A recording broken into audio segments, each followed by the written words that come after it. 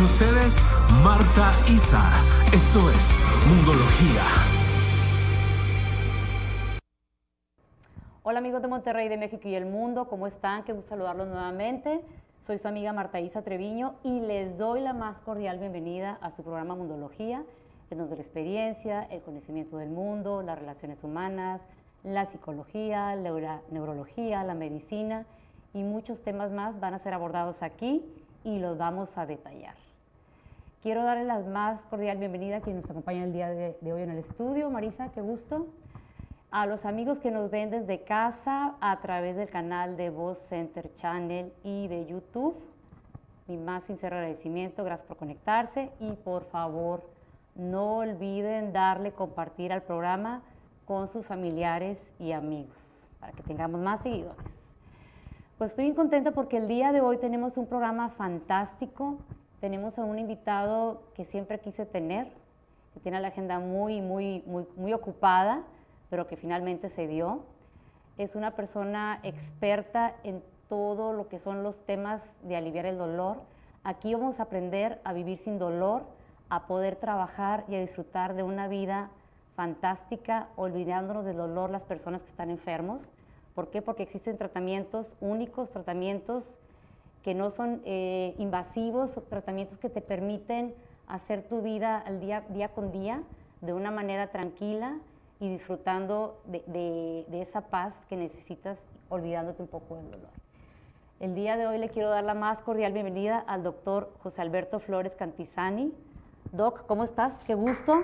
Muchas gracias. Gracias a todos por la invitación y gracias por darme este espacio tan importante para que la gente tenga información de primera mano de qué es el dolor y cómo atenderlo para llevar una vida plena, como tú dices, Claro. Y que no estorbe en tu vida algo que te impide continuar. Exactamente. Bien. Y bueno, quiero leerles un poco de la hoja de vida del doctor para que vean, se la ha pasado estudiando. Él es egresado de la Facultad de Medicina por la Universidad Autónoma de Nuevo León. Tiene especialidad en anestesiología y algología y cuidados paliativos, obviamente. Cuidados paliativos, sí. Especialidad en cuidados paliativos y el manejo del paciente en estado terminal por el Hospital Universitario Gregorio Marañón de la Unidad de Cuidados Paliativos del Departamento de Oncología, Príncipe de Asturias, en Madrid, España. Fue profesor titular del programa Clínica del Dolor y Cuidados Paliativos, Adiestramiento en Servicio a médicos anestesiólogos especialistas en la Unidad Médica de Alta Especialidad del Hospital número 25 del Instituto del Seguro Social.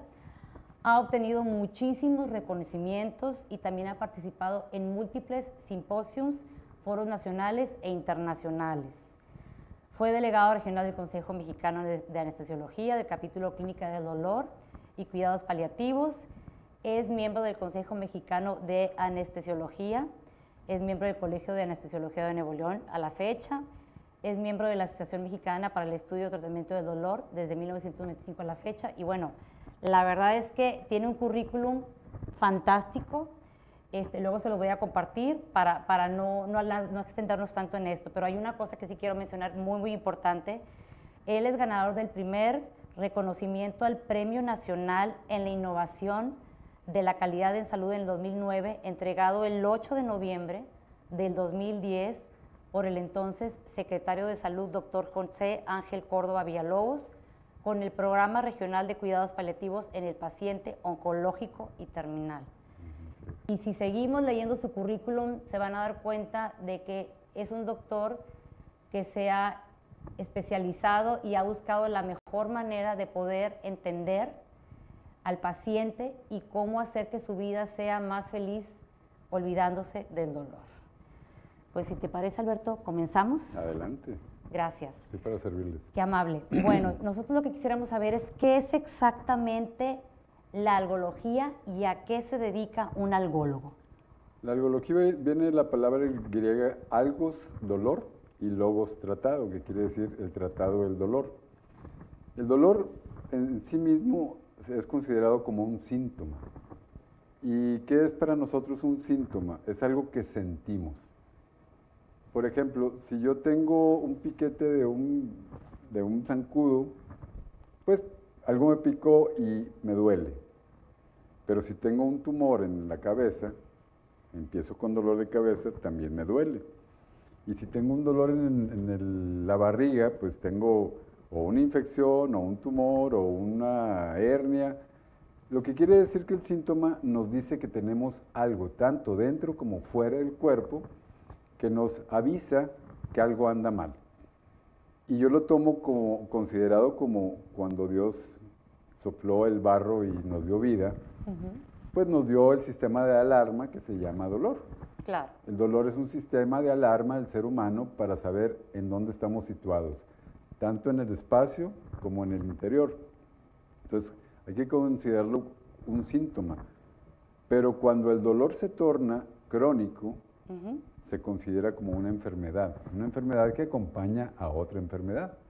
Por ejemplo, el cáncer. El cáncer es una enfermedad maligna que va destruyendo los tejidos, pero cuando llega a producir dolor, este dolor se torna crónico y se torna insoportable y destruye paulatinamente tu calidad de vida. Claro.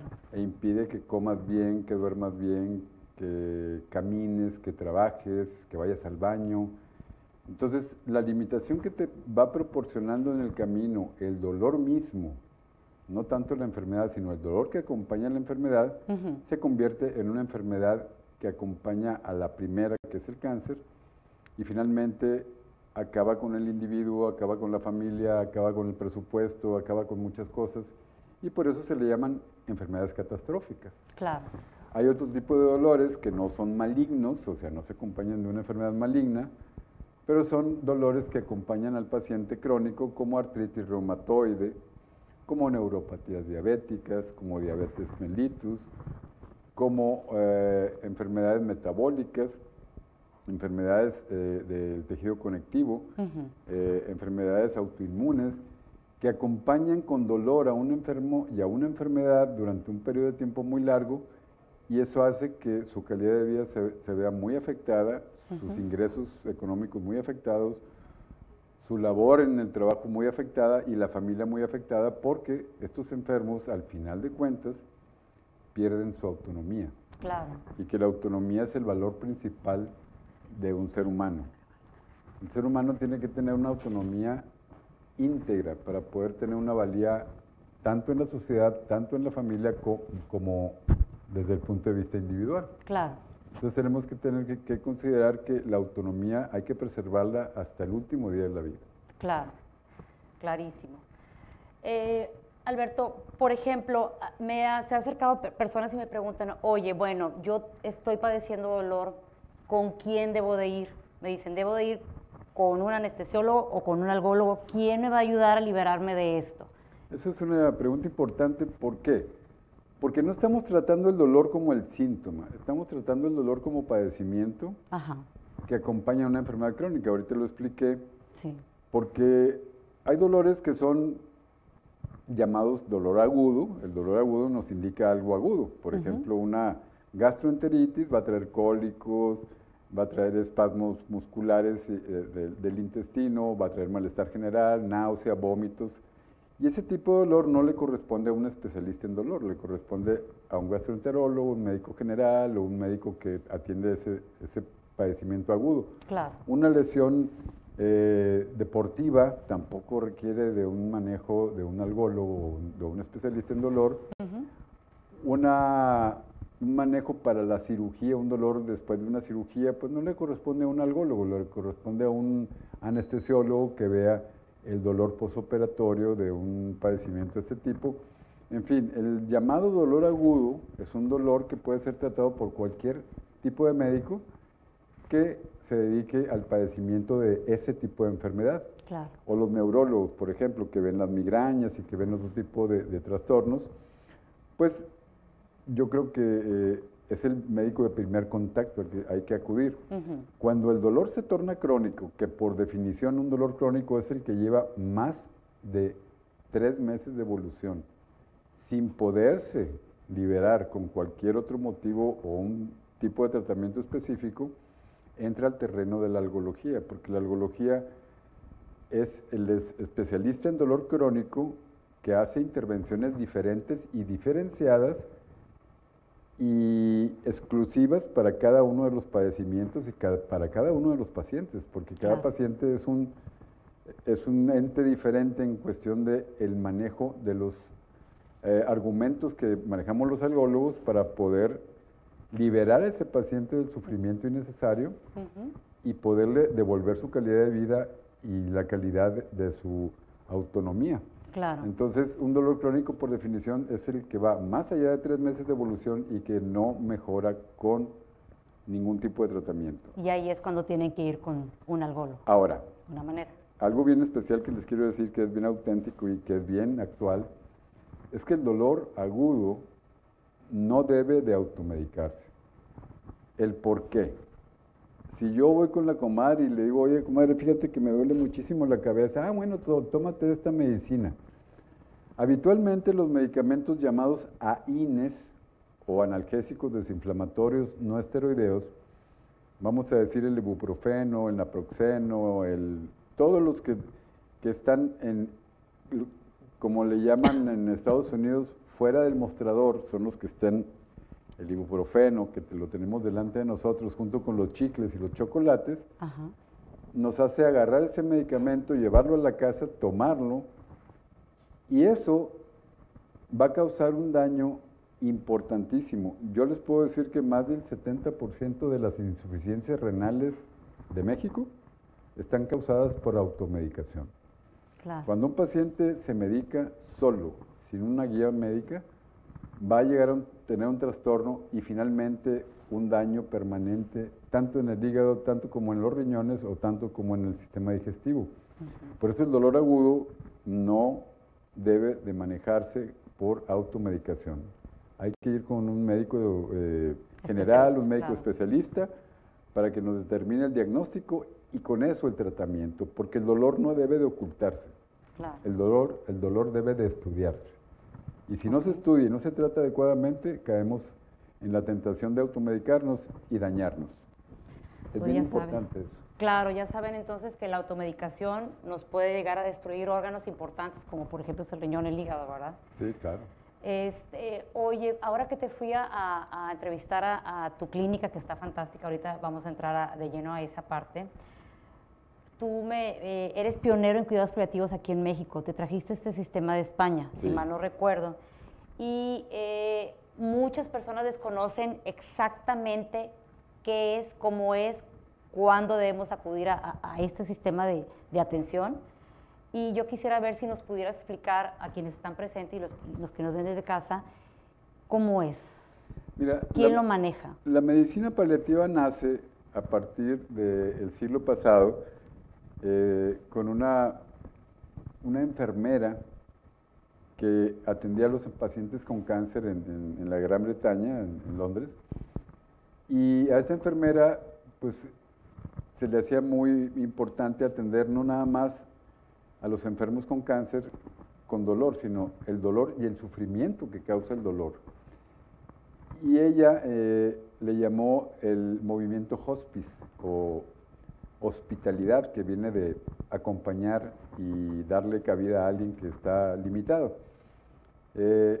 Esta mujer, como no le hacían caso, tuvo que estudiar medicina y lanza el movimiento hospice a finales del siglo XIX, entrando el 20, y entonces se hace el movimiento hospice a nivel europeo.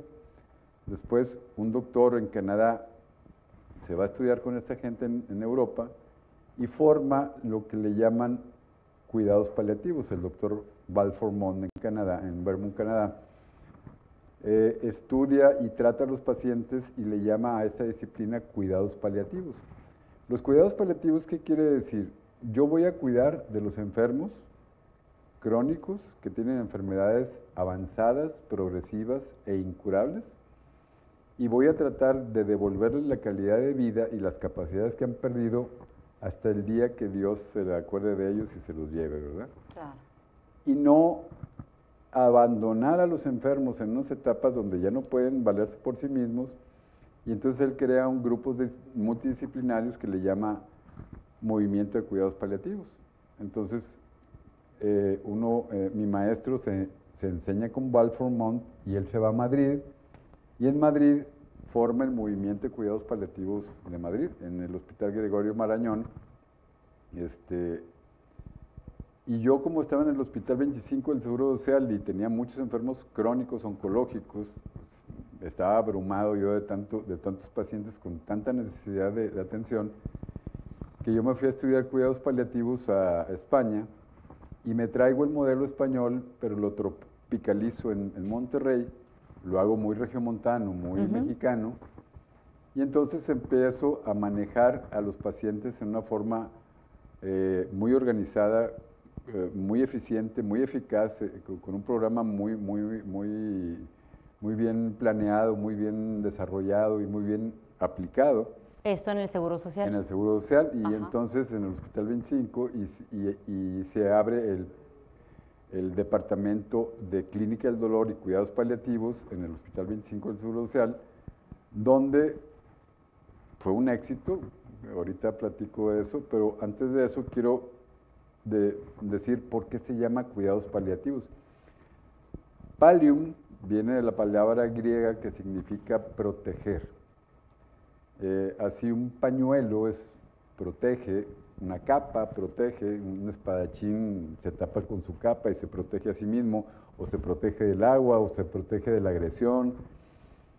Entonces, los cuidados paliativos quiere decir los cuidados de protección que se le da a una población, a un paciente individual o a un territorio.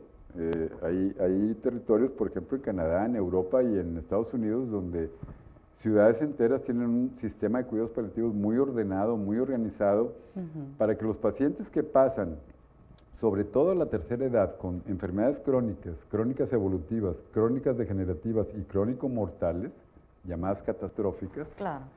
están protegidas por un sistema de gobierno que, en lugar de desechar a estos enfermos a su suerte, los protegen, los acogen y los llevan a una muerte digna a través de un cuidado multidisciplinario que tiene que ver con médicos, enfermeras, psicólogos, psiquiatras, rehabilitadores y otro tipo de psicólogos, en fin, una serie de apoyos donde no nada más al enfermo, sino a la familia se le otorgan capacidades técnicas para el cuidado físico y espiritual y emocional del enfermo, porque este tipo de enfermedades trae consecuencias físicas, emocionales, familiares, rupturas familiares, Puedes quebrajar la familia. y catástrofes económicas.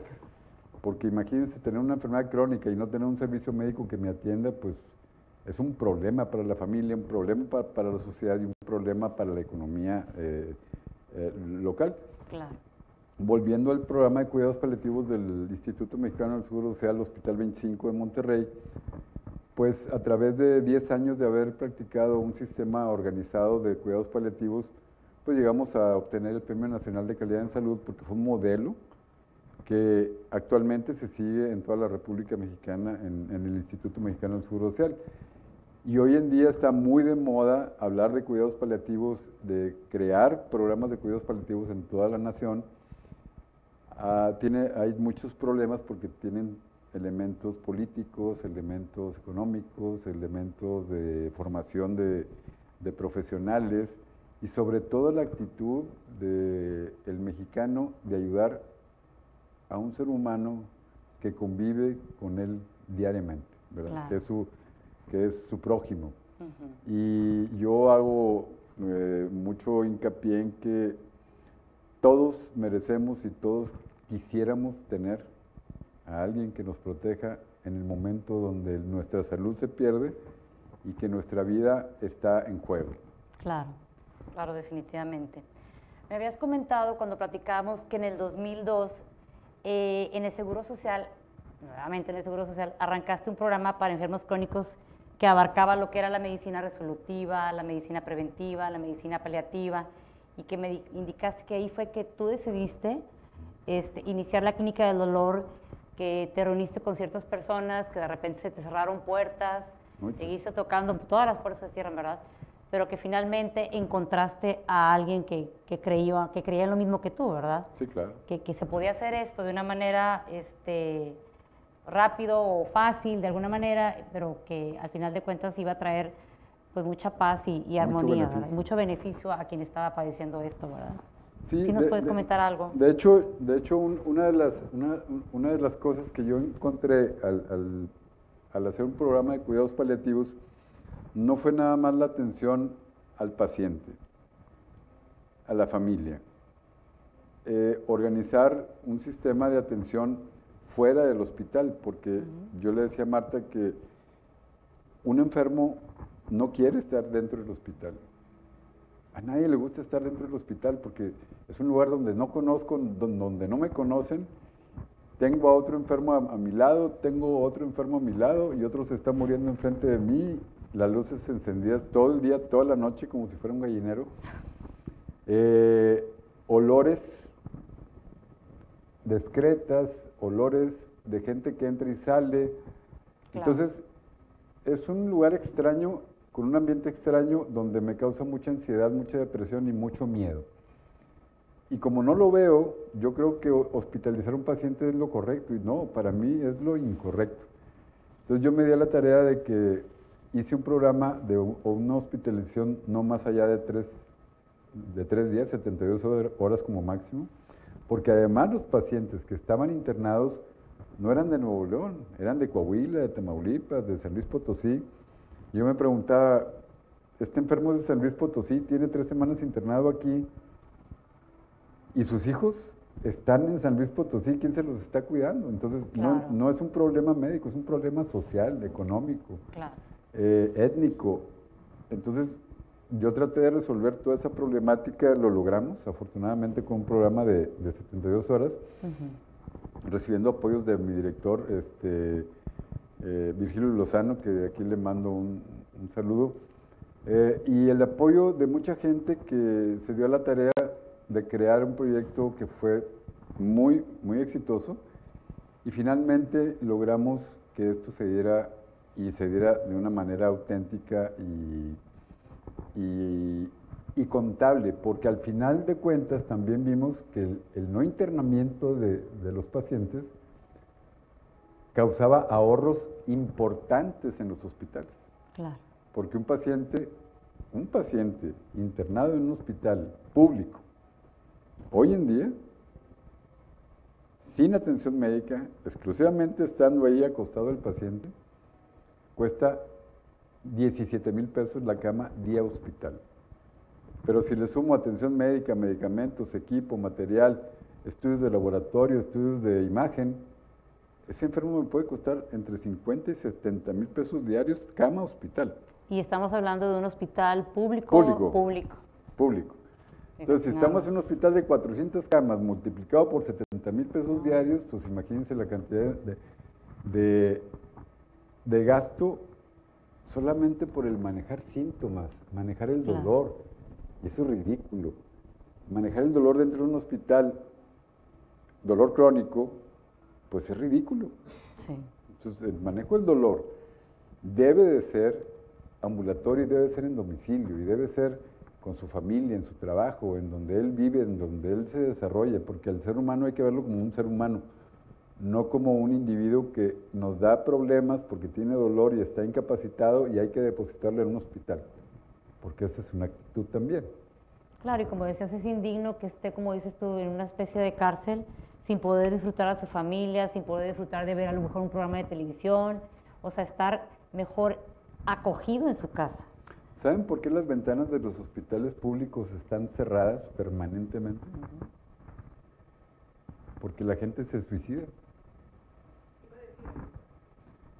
Claro. Eso pasó en los 60s, en el Hospital 21 del Seguro Social, en el hospital de zona. Había ventanales abiertos y se tiraban enfermos a cada rato de ahí hasta que los sellaron, ¿verdad? Les daba una depresión. ¿Y por qué se suicidaban? Claro. Porque no querían estar encerrados en un hospital a merced de cualquier enfermera que llegara con un piquete y ahora tómate esto y te dan un pollo frío y te dan una tortilla dura y bueno. No, y deja tú, ellos luego se mentalizan que no tienen ninguna mejora, porque como ellos están enfermos y ya todo el tiempo sienten dolor, pues dicen, oye, me traen algo y no veo que esté cambiando nada en mí, o sea, y me traen la pastilla a la misma hora, no puedo salir a caminar, como dices tú, o sea, ¿qué vida tienen? Indigna. Exactamente. Entonces, yo considero que, por ejemplo, Miren, yo la palabra autonomía es la que más respeto. ¿Por qué? Si ustedes se plantean qué es la enfermedad y qué es el dolor, es la pérdida de la autonomía. Y la pérdida de la autonomía equivale a estar preso. Porque cuando meten a alguien preso en una cárcel, le dicen, no puedes salir de aquí, no puedes ir a hacer compras, no puedes ir con tu mamá, no puedes ir con tus hermanas, no puedes ir a ningún lado porque te tengo preso. ¿Qué hace la enfermedad? No puedo ir al baño, no puedo ir a ver a mi mamá, no puedo ir a la compra, no puedo ir porque tengo tanto dolor que no me puedo mover. Entonces, la enfermedad y el dolor me mantienen recluido con pérdida de la autonomía, es el equivalente a una cárcel. Si lo traspolamos a un hospital, yo te tengo depositado en un sitio donde tú no puedes hacer nada que yo no te indique. Claro. Entonces el enfermo tiene esa misma capacidad de entendimiento de decir, estoy completamente sin autonomía. Y vigilado. Y equivale a una ansiedad, una depresión terrible, donde yo no veo la puerta de salida, estoy dentro de un lugar donde no quiero estar. Y yo siempre les pregunto al auditorio, cuando tengo muchas conferencias, les digo, ¿a ustedes dónde les gustaría morir? ¿En un hospital o en la cama? ¿O en su casa? Y todos me contestan, en mi casa, pues claro, porque ahí vives. Entonces, la gente cree que el hospital es para morir, no es cierto. Eso no es correcto. Y yo como institución, yo como profesional, tengo que ofrecer la posibilidad de que mueras en tu casa, acompañado de tu gente, pero que no tengas síntomas que te estén fastidiando la vida. Claro. Ese es mi propósito del manejo paliativo, incluso dentro del domicilio. Y mi propósito final es ese, de que el sufrimiento se evite a lo máximo y que yo pueda devolver en lo posible las pérdidas del paciente. Claro. Un buen amigo un día me preguntó, oye, ¿para ti qué es el sufrimiento? Dije, órale. Si les pregunto a ustedes, para ustedes, ¿qué es el sufrimiento? Y yo le dije un montón de definiciones mías, ¿no? No, que es no esto y lo otro. Hasta que me dijo, el sufrimiento es la suma de las pérdidas. Si tú pierdes las llaves de tu coche, sufres la ansiedad porque perdí las llaves del coche. Perdí mi cartera. ¿Dónde la dejé? Perdí mi celular. ¿Dónde lo dejé? Pero empiezo a perder la capacidad de comer, la capacidad de dormir, la capacidad de ir al baño, la capacidad de asearme, la capacidad de salir a la calle a comprar mis alimentos, la capacidad de visitar a mi familia, la capacidad de viajar, la capacidad de disfrutar. Estoy perdiendo muchísimo y eso se llama sufrimiento extremo. Lo que hacen los cuidados paliativos es tratar de restituir en lo posible esas pérdidas constantes y permanentes que tiene el enfermo cuando una enfermedad crónica empieza a quitarte lo que tú tienes, hasta tu identidad. Tu voluntad. De repente dices, ya no sé quién soy. Claro. O sobre todo dices, no le hagas ruido a tu abuelito porque está dormido. No está dormido, está abandonado porque nadie lo quiere ver sufrir. Entonces, no es nada más la autonomía, es yo me quito de verte sufrir porque sufro y te abandono. Entonces, el abandono es muy frecuente en los enfermos crónicos. Y yo en la institución lo vi muchas veces, el 30-40% de los pacientes están abandonados por su familia. Claro, ya no quieren batallar. No los quieren ver, que se hagan cargo los del Seguro Social, para eso le pago el Seguro Social y se acabó. Y esos enfermos se deterioran muy rápido. Claro. Entonces, los cuidados paliativos no nada más son desde el punto de vista ámbito médico, es ámbito familiar y ámbito social también. Los grupos sociales que acompañan enfermos, hay muchos jóvenes, muchas universidades que van y acompañan a los viejitos a los asilos de ancianos, pues es una labor paliativa, ¿verdad? El paliar quiere decir protegerlos. Claro. Protegerlos del sufrimiento. Claro. Fantástico, pues ya saben más que claro lo que es el cuidado paliativo. Y lo que quisiéramos también es saber, Doc, muchas veces llega el paciente al hospital y queremos saber por qué llega. Tú me habías dicho que le van a hacer un diagnóstico, un tratamiento y por último síntomas. Para que nuestra audiencia pudiera entender exactamente esto, porque dices, oye, no voy a ir al doctor nada más por cualquier cosa sencilla, o sea, vas porque te van a hacer esta serie de cosas que acabo de comentar. Mira, les voy a platicar una historia muy, muy padre. Antes de 1950, durante la Segunda Guerra Mundial, México se organizó bien bonito porque en el 54 es cuando aparece el Seguro Social y apareció como una institución pública chiquita, donde se fue desarrollando y gente muy inteligente dijo, mira, vamos a hacer un sistema de salud donde el Estado ponga el 33%, el trabajador ponga el 33% y el otro 33% lo va a poner el patrón. Entonces le llamó unidad tripartita. Entonces se crea el Instituto Mexicano del Seguro Social y otras instituciones como el ISSSTE, como Salubridad, etcétera, donde dijeron, bueno, nos vamos a hacer cargo de la salud de los trabajadores y sus familias a través de este presupuesto que se va a ganar de estas tres partidas. Entonces se hacen los hospitales públicos y ¡boom! Se tiene un éxito tan tremendo que vienen, después de la guerra, vienen los italianos, vienen los franceses, vienen los españoles, vienen los alemanes, y dijeron, este es el mejor sistema de salud que hay en el mundo, y lo transpolaron a Europa y se lo llevaron. Durante muchos años, el Seguro Social, hasta los 90, 95, fue una institución pública sumamente, pero sumamente exitosa. Pero la gente empezó a entender que el hospital era para llevar a los enfermos allí a estar mucho tiempo. Y empezaron a entender que el hospital era para mantener a los enfermos internados.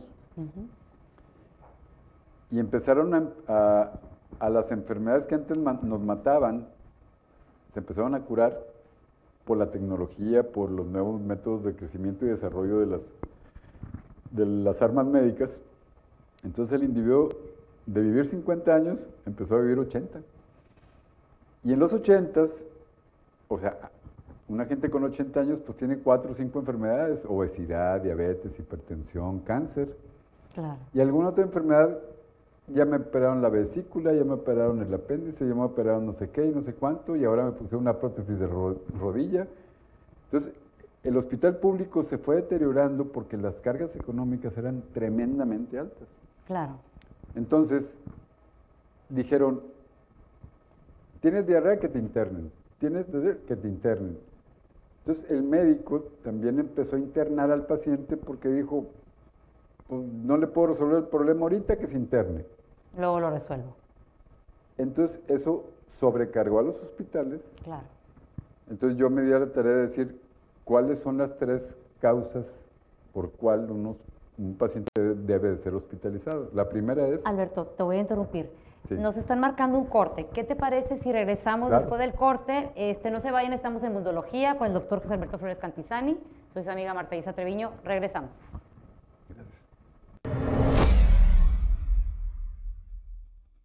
¿Necesitas un estudio para grabar tus canciones, tu música y tu podcast? Nosotros te brindamos esa oportunidad en Seven Sound, donde contamos con el estudio y el equipo que necesitas. Además, contarás con la pre- y postproducción aquí mismo, junto con la libre personalización y la ayuda necesaria para poder decorar el espacio de tu podcast.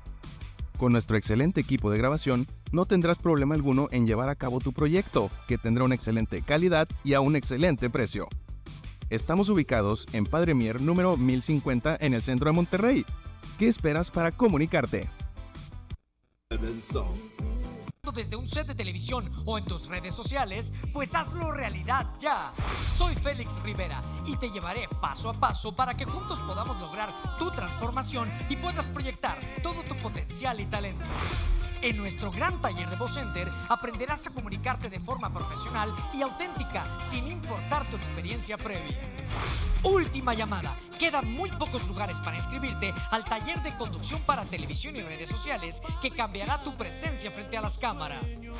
Inscríbete ya por WhatsApp o en las redes sociales de Voz Center.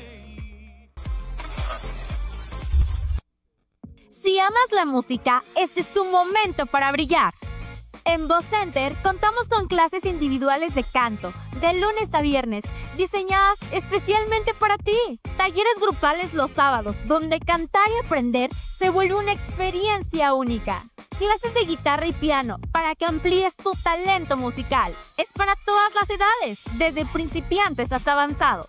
Visítanos en Padre Mier 1050, en el centro de Monterrey.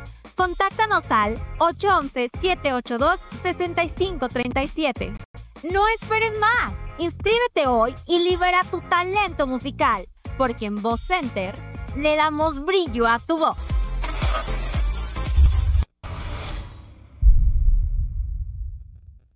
Pues ya estamos de regreso con el doctor José Alberto Flores Cantizani. Doctor, estábamos hablando de por qué internábamos a una persona, lo que costaba, lo que conlleva. Sí, yo creo que deberíamos de internar a un paciente por 3 causas nada más. Y la tercera es la que les va a dar un shock a todo el mundo porque es la que más usa los hospitales. Yo tengo que internar a un paciente porque le voy a hacer diagnóstico, o sea, voy a hacerle una endoscopía, le voy a hacer una biopsia, le voy a hacer un estudio especial, le voy a hacer una endoscopía por las vías respiratorias o por los bronquios o lo que sea. Lo voy a internar 1 o 2 días, no más. La segunda causa de internamiento es porque te tengo que hacer una cirugía programada, ya sea un reemplazo de rodilla, una apendicectomía, un reemplazo cardíaco, de válvulas, una operación del cerebro. Es el internamiento dirigido por cirugías programadas. La otra causa que va dentro de esa causa se llama urgencias. En la urgencia yo puedo tener un paciente politraumatizado, sangrando, etcétera, y lo meto para diagnóstico y tratamiento. Y la tercera causa se llaman síntomas. Yo a un paciente lo interno porque le duele la cabeza, porque tiene diarrea, porque tiene fiebre, porque tiene convulsiones, porque tiene sangrado, porque tiene, no sé, ansiedad, insomnio, una bola de síntomas. Que los síntomas obligan a la familia a decir, quédate con mi enfermo porque yo no lo puedo manejar en casa. Y eso los hospitales públicos lo han hecho durante 40 años.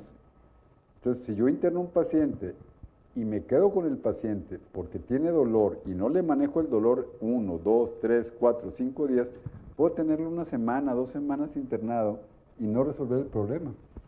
Nada más que la institución está gastando muchísimo dinero en resolver un síntoma que no está resolviendo. Y entonces yo me di la tarea en ese trabajo de resolver ese internamiento con un programa inteligente de manejo de síntomas rápido, 72 horas. En 72 horas tengo que tener yo la habilidad para corregir los síntomas y que el paciente se vaya a su casa. No por la institución, lo hago por el familiar del paciente y su familia. Porque resulta que cuando un paciente se queda internado, se tiene que quedar un familiar, claro, ya sea en la pública o en la privada. Y ese familiar no tiene dónde acostarse, no tiene dónde dormir, no tiene a dónde ir a comer. Entonces ya estoy fastidiando una vida de otra persona con otra vida de otra persona que ya está internada en el hospital. Y no tengas gastos médicos mayores porque te van a hacer la vida imposible y te van a internar mucho tiempo. Entonces yo recomiendo siempre que cuando tengamos un enfermo, categoricemos bien la capacidad de elegir qué se interna y qué no se interna. Yo siempre les cuento que cuando yo era chico, nos dolía la barriga y nos ponían un trapo caliente en el abdomen, nos ponían en dieta líquida y a las 72 horas mi mamá me decía, tómate un caldito o tómate una avena. Claro. Se quitaba el padecimiento. Te golpeabas y te raspabas, te ponían unos curitas, alcohol ahí que dolía y el mertiolate que nos marcó la vida y se curaba el problema. Tenías un dolor de cabeza, te acostabas, te tomabas una aspirina y se quitaba el problema. No era motivo de internamiento. Además, no había hospitales cuando yo estaba chico. Claro. Eran 2 o 3 hospitales aquí en Monterrey. Entonces, ¿por qué ganamos esa capacidad de internar a los pacientes como si fuera... y un error gravísimo, llevar al enfermo a morir al hospital. Eso se llama medicalización de la muerte y ese es un crimen que tenemos que quitar, porque el hospital no se hizo para morir. En ningún lugar dice, estas camas son para morir, no. Eso lo elige el familiar, lo elige incluso el paciente les clama, no me lleven al hospital por favor, y lo hacemos. Claro. Y al hacerlo estamos interrumpiendo la capacidad de que ese enfermo muera donde debe de morir. Y muchas veces cuando entra a un hospital, hay médicos con muy buena voluntad, pero con muy poca capacidad intelectual y emocional, que intuban a un paciente que ya se va a morir y lo mantienen vivo 15 días. Entonces se creen dioses porque los mantienen vivos el tiempo que ellos quieran y eso es incorrecto. Y eso en medicina se llama distanasia. Tú haces que un enfermo que llega a morir, se le dificulte morir por varios días más y el sufrimiento se alarga, el gasto se alarga y el gasto emocional se alarga también y muchas veces causa rupturas familiares. Claro. Entonces tenemos que tener muy bien la capacidad de discernir, de apoyarnos con un profesional de la salud que tenga esa capacidad empática de decir, ¿sabes qué? Hasta aquí llegamos porque no hay más. Hay que quitarle el dolor, hay que quitarle el sufrimiento, la ansiedad, la depresión y dormirlo en ocasiones y decir que duerma bajo un efecto de un medicamento que lo va a hacer dormir para que no sufra. Claro. Y eso se llama sedación paliativa. Y eso lo podemos hacer incluso en domicilio. Esos son algunos de los tratamientos de Sí, la ergología. En un paciente terminal sí. Y de hecho la familia tiene que estar de acuerdo porque... Claro. Porque no podemos tomar decisiones en base a nuestro criterio, sino en base a la exposición de un criterio familiar y que la familia otorgue esa posibilidad.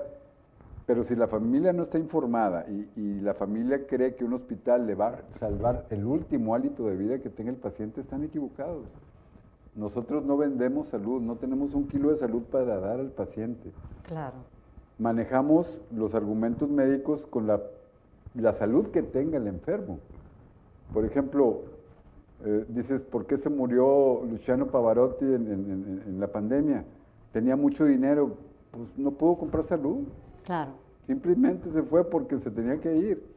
Y nadie le metió un tubo en la garganta para mantenerlo vivo X cantidad de días.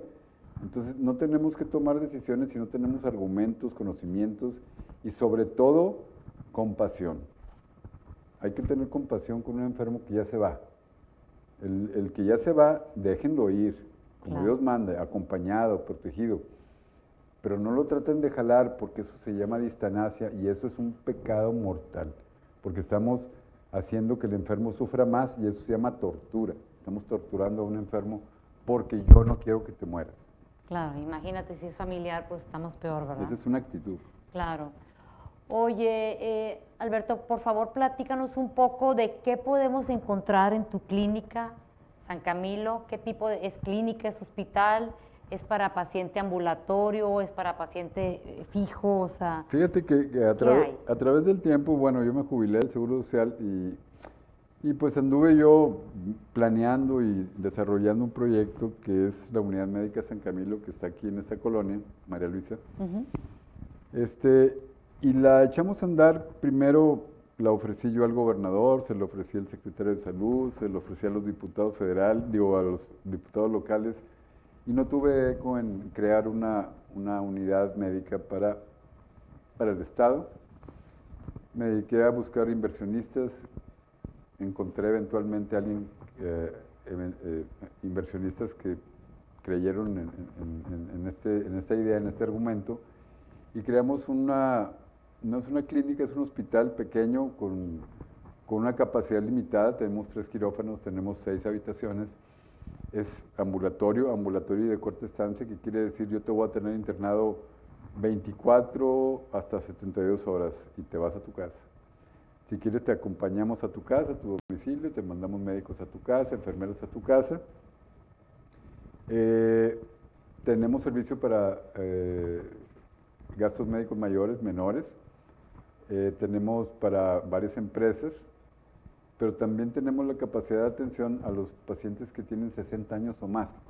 Le explicaba a Marta que cuando tienes 60 años o más, pues es difícil pagar un gasto médico, porque ya te jubilaste. Y si te jubilaste, o comes o pagas gastos médicos. Claro. ¿Verdad? Entonces, cuando tú estás en esa disyuntiva y dices, pues ya no puedo pagar los gastos médicos, y es cuando más te enfermas, de los 60 a los 90. Y dices, bueno, ¿cuáles son mis opciones si yo tengo un infarto, si yo tengo un aneurisma, si yo tengo un tumor cerebral, si yo tengo un tumor renal, si yo tengo un tumor en el estómago, si tengo una fibromialgia, si tengo una neuropatía, si tengo una fractura, si tengo un reemplazo total de rodilla o cadera? ¿A dónde voy? ¿Voy al hospital que está aquí por Hidalgo? ¿O voy al hospital que está allá por Galerías? ¿O voy al hospital que está allá en San Pedro? Y de repente dices, pero no tengo con qué pagarlo, porque lo que cuesta mi casa es lo que me cuesta un internamiento nada más ahí.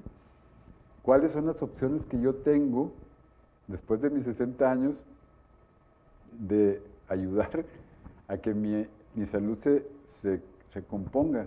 Claro. Bueno, la idea de la Unidad Médica San Camilo también tiene un servicio para la atención de este tipo de enfermos con unos costos bastante reales en cuestión de los costos. Con un hospital muy grande, pues obviamente deben de ser muy altos los costos porque tienen mucho personal, porque tienen mucha capacidad, porque tienen mucho espacio. Y para mí son dinosaurios que tienen que comer mucho, ¿verdad? Claro.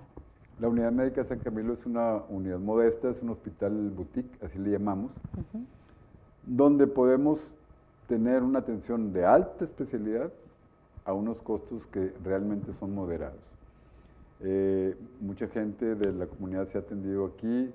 Abrimos en los momentos de la pandemia, en el 2020, es un hospital joven, un hospital muy limpio, muy bien atendido, muy bien organizado y se los juro, vigilado por mí.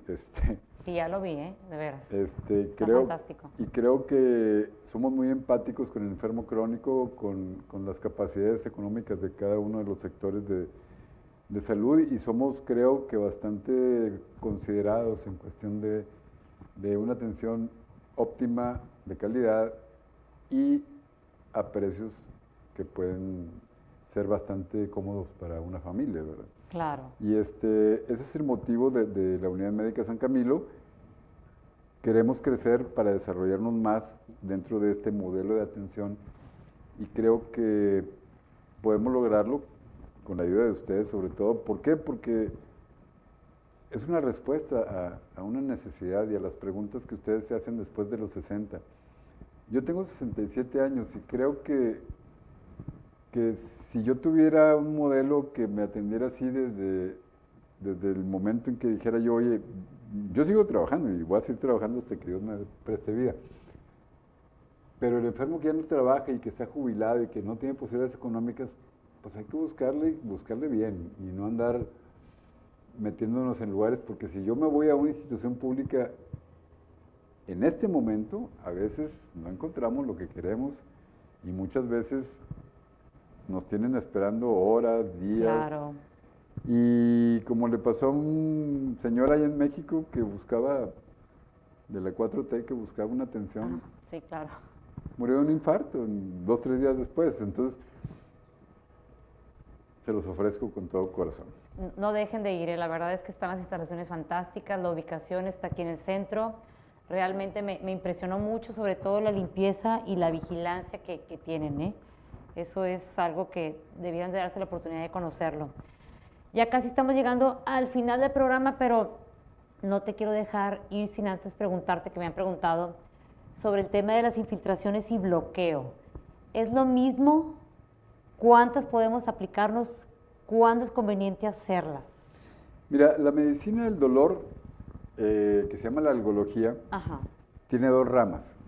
La rama que es puramente farmacológica, o sea, hay algólogos que solamente recetan fármacos, y está la rama intervencionista. La intervencionista quiere decir que tú haces un tipo de intervención de mínima invasión para corregir un problema.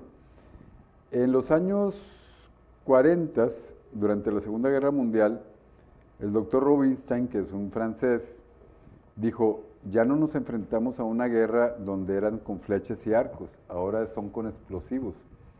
Entonces llegaban los soldados de la guerra amputados por bombas, por misiles, amputados de los hombros, de las piernas. Entonces eran dolores tan terribles que decían, es que ¿cómo podemos mitigar el dolor de esta gente? Porque ni la morfina les quitaba el dolor. Entonces el doctor este francés que les dije ahorita, Rubinstein, él era anestesiólogo, empezó a interrumpir las vías nerviosas que van al cerebro, porque el cerebro es un sistema eléctrico cuyo generador de estos impulsos es el cerebro, y el cerebro es el que recibe toda la información y el que recibe y el que manda impulsos. Por ejemplo, si yo tengo un dolor por una enfermedad, está informando al cerebro y el cerebro manda reporteros. Al principio manda 50 reporteros, pero si no se quita, manda 500 reporteros, y si no se quita, manda 1000 reporteros, y a eso se le llama sensibilización. Entonces el doctor Rubinstein dijo, si yo interrumpo la vía entre el cerebro y el sitio donde tengo el dolor, ¿qué va a pasar? Que el cerebro ya no manda reporteros. Claro. Entonces bloqueamos el dolor en sus diferentes rutas, y ese es el manejo intervencionista. Por ejemplo, en cáncer de páncreas tenemos un sistema de nervios que le rodea al páncreas, y si el páncreas está doliendo por un cáncer, yo le quito la sensibilidad al páncreas y el páncreas deja de doler y el paciente puede ir a trabajar y comer y hacer lo que quiera.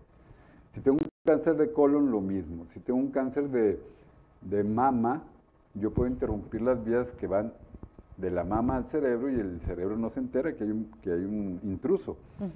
Entonces, eso se llama medicina intervencionista. Algunos le llaman infiltraciones, otros le llaman bloqueos y otros le llaman intervenciones de mínima invasión. Yo prefiero llamarle intervenciones de mínima invasión porque eso es lo que son. Claro. Otros le llaman bloqueos o piquetes o infiltraciones, pero la verdad es que muchos pacientes, sobre todo los que tienen dolor lumbar, que no es un dolor maligno, pero es un dolor muy, muy, muy discapacitante, pues resulta que creen que la cirugía es un remedio, la cirugía de columna. La cirugía de columna tiene que ser muy bien evaluada para ser operada, porque si no, entran en consecuencias muy devastadoras, donde ya después es muy difícil ayudarlos. Y nosotros, y Marta lo sabe, que hemos hecho manejo intervencionista en pacientes con dolor bajo de espalda, pues tienen una calidad de vida extraordinaria sin necesidad de cirugía, y realmente ahorita se abusa de ese tipo de procedimientos porque hay gente que no sabe hacerlos, los ofrece, los vende y no sabe hacerlos y creen que el resultado es igual. No. Claro. No. No, porque el manejo intervencionista del dolor tiene que hacerlo un experto en ese tipo de manejo. Porque si lo hace una persona que no está entrenada, que no tiene ni idea de lo que está haciendo, lo único que está haciendo es daño al paciente. Y entonces el paciente no tiene opción más que o busca a un buen profesional de la salud en el manejo intervencionista, o se opera la columna y después va a tener una calidad de vida muy mala, y tú sabes. Yo solo puedo decir, ¿verdad? Porque a mí me pasó lo mismo, o sea... Tú te operaste de la columna. Yo me operé de la columna, y caí... Y quedaste muy mal. Quedé bastante mal, y tuve que ir con Alberto. ¿Hace cuánto? En el 2019, y véanme, aquí estoy brincando, haciendo bicicleta, 1 hora y media de la noche, entonces... Subiéndote los camellos. Subiéndome los camellos allá en Jordania, haciendo de todo, y pues la verdad que yo más que agradecida de que me hayas podido ayudar, Gracias. Sobre todo con esta situación. Entonces, piénsele muy bien antes de hacerse una cirugía, porque dicen que la mejor cirugía es la que no se hace, y yo también estoy totalmente de acuerdo con eso. Y tenemos otras opciones. Aquí en Médica San Camilo tenemos esa opción de los cuidados paliativos. Y el manejo del dolor. Y el crónico. manejo del dolor. Entonces, vayan con el doctor José Alberto Flores Cantizani, que realmente él los va a ayudar y les va a resolver eso para que tengan una vida digna y feliz. Y pues yo te quiero agradecer el habernos acompañado. Ya se nos está acabando el tiempo. Al contrario, cuando gusten podemos abordar temas completamente diferentes. Por ejemplo, el manejo del dolor por cáncer es todo un tema. Ajá. Las migrañas es otro tema. El dolor craneofacial es otro tema. Neuropatías diabéticas es otro tema. O sea, hay una cantidad de temas donde los pacientes ahorita están con síntomas de una enfermedad crónico-degenerativa y no tienen ni siquiera quien les diga a dónde ir. Claro. Solamente toman consejos de aquí y de allá, como yo les llamo de los opinólogos. O sea, Opinólogos que no saben nadita. sí, o sea, Claro. ¿qué opinas acerca de esto? Y es un opinólogo. Claro. Entonces, yo siempre les digo, si necesitan información financiera, vayan a un banco, no vayan con el sacerdote ni con la comadre. Claro. Vayan con la gente que sabe. ¿Verdad? No, definitivamente tenemos que hacer otro programa y lo vamos a hacer, si tú me lo Claro, permites, por para supuesto. continuar con esos temas, que la verdad son temas muy importantes y que de repente no le damos la importancia de vida, y siempre ponernos en las manos de los expertos como Alberto Flores Cantizani. Gracias. Al contrario. Yo te quiero pedir, de favor, si nos puedes firmar nuestro mural de firmas. Por supuesto. Con Tu firma, todo un gusto. agradecimiento, lo que tú quieras. Y pues yo decirles a todos los que nos acompañaron el día de hoy en el estudio mi sincero agradecimiento, y quienes nos han estado acompañando desde casa, por favor, si tienen dudas, ahorita le voy a pedir al doctor que nos comparta sus redes sociales para que ustedes puedan contactarlo y aclaren sus dudas, y él les puede ofrecer soluciones prácticas para ustedes mismos o por si tienen algún enfermo, sepan qué decisiones tomar y tomar decisiones acertadas. Porque al final de cuentas es lo que queremos, no equivocarnos, sino andar tocando puertas donde no debemos, e ir a tocar la puerta correcta, como fue mi caso con Alberto, Ujú. que si hubiera hecho el paso número 1, pues no lo hice, pero bueno. Yo también te quiero agradecer, te quiero entregar un detallito. Bueno, tus redes sociales, por favor, nada más para que Pues nos... mira, mis redes sociales, mi correo electrónico es dr.florescantizani@hotmail.com. No uso el Facebook, y WhatsApp o algún teléfono de consultorio. bueno, el teléfono de mi consultorio sí, porque el WhatsApp sí, casi siempre lo tengo lleno con mis pacientes, ¿verdad? Ok, consultorio, por favor. Como no me llamo yo, entonces siempre lo consulto aquí. Eso nos pasa a todos, no nos llamamos y no lo sabemos. Es el conmutador de la Unidad Médica San Camilo, es el 81 25 55 9765. Repito, 81 25 55 9765.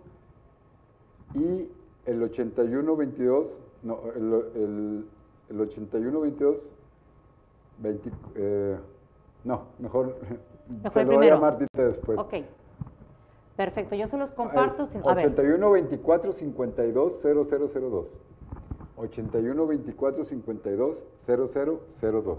perfecto. Ahí va te va a responder tu asistente, ¿verdad? O Sí. la clínica, ¿verdad? Directamente. Sí, asistente. Perfecto. Pues este es un detalle en agradecimiento por habernos acompañado aquí en Mundología, gracias. donde Mundología, ya saben, somos todos nosotros. Ahora sí, el mundo lo tienes en tus manos, como siempre ha estado, y lo cuidas. Gracias. Y bueno, pues recordarles que estamos aquí todos los jueves en punto de las 6 de la tarde, para que no se pierdan los programas tan interesantes que tenemos el día de hoy. Nos acompañó el doctor José Alberto Flores Y Cantizani. gracias a todo el equipo. Gracias Muy a todos por padre, acompañarnos. muy padre el estudio, muy padre el ambiente, y síganla. Síganos, soy Marta Isabel Treviño Berlanga, aquí los estoy esperando y conéctense. Les mando un abrazo muy, muy grande. Gracias.